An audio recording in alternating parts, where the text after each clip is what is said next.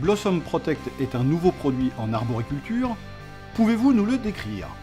Blossom Protect est un produit qui s'utilise en arboriculture, effectivement, sur pommiers et poiriers, contre le feu bactérien. Il se compose d'acide citrique et d'Orobasidium pullulans, une substance naturelle, c'est un champignon lévuriforme qu'on retrouve dans la nature.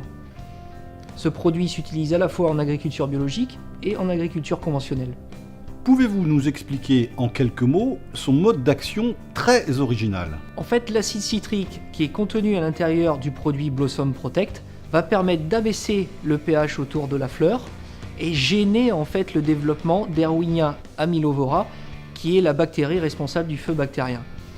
Erwinia amylovora a besoin d'un pH plutôt basique, plutôt élevé pour se développer. Donc lorsqu'on abaisse le pH, le pathogène va avoir du mal à arriver et à accroître ses populations. D'un autre côté, Orobasidium pullulans, lui, n'est pas du tout gêné par la baisse de pH.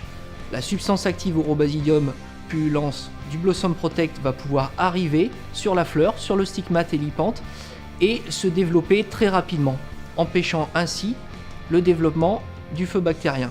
En fait, Orobasidium pullulans, le Blossom Protect, va prendre de vitesse le feu bactérien. Blossom Protect est une nouvelle spécialité avec un nouveau mode d'action.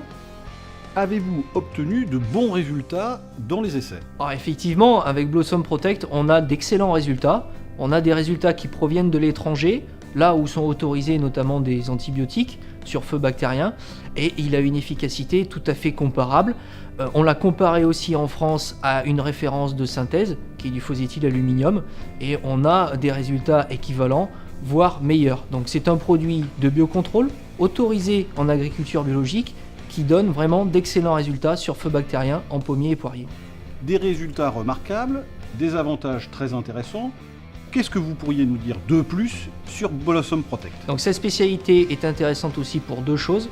La première, c'est qu'il est nodulaire, donc il ne compte pas dans les IFT, il ne compte pas dans les traitements, le nombre de traitements chimiques conventionnels classiques. Et puis autre chose, il n'est pas concerné par les phénomènes de résistance.